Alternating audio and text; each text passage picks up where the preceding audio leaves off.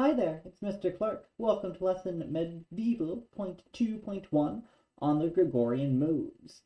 So in this section, we're going to be looking at solmization, or how the medieval musicians talked about oral skills and being able to read melodies at sight. So in order to get into this, we're going to start with their system of modes.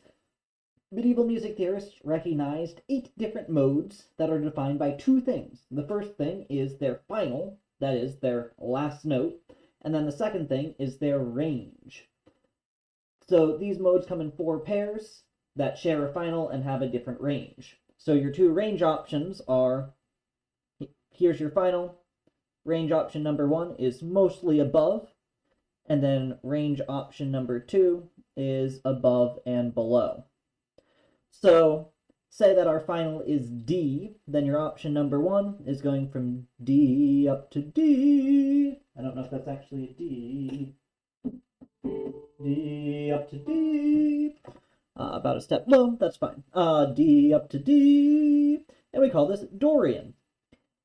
If the final note is D, but we go to the A below, and about the A above, that's about the range of the piece, then we call it hypodorian. So this above and below range, we just add a hypo on the front. The final is E Phrygian. If the range is above and below, hypophrygian. The final is F Lydian, hypolydian. The final is G Mixolydian, and then, bad formatting, hypomixolydian. We may also refer to these modes by numbers, which just go in the order of the chart. So if we say mode 1, it's Dorian. If we say mode 4, it's Hypophrygian.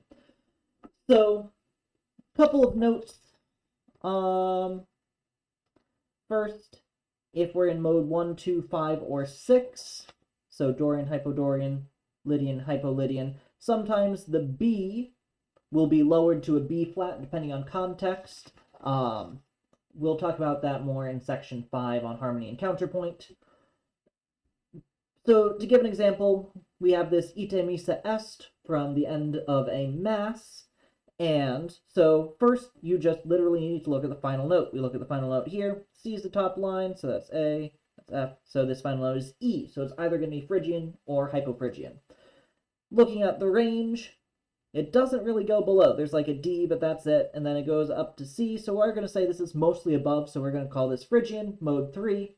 And in fact, the source that it comes from does label it mode 3. So that is correct. Because pitch was not fixed at this point, the modes don't represent an actual frequency.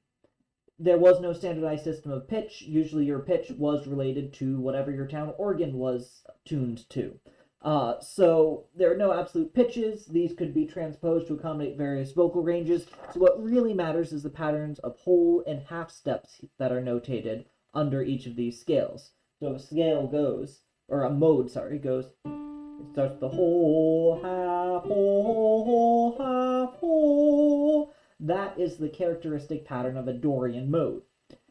The fact that it starts on D doesn't really matter. If we notated it starting on E, it's the whole and half step pattern that really matters here. And you'll notice that each of these 8 is, I believe, unique. That's the idea anyway. I'm actually looking at this now. Oh, yeah. No. Oh, Hypomixolydian is the same as Dorian. Is that right? Yeah. Yeah, interesting. So then in this case, it would just, the final is what makes the difference, because it's the final plus the range.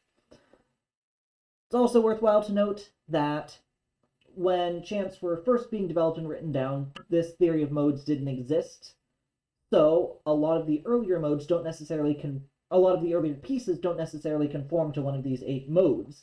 Once this theoretical framework was developed, some chants were modified to try to fit into it, and going forwards, a lot of composers would think about these modes as they were writing and consciously try to fit their new pieces into one of these modes. So it's a blend of theory and practice.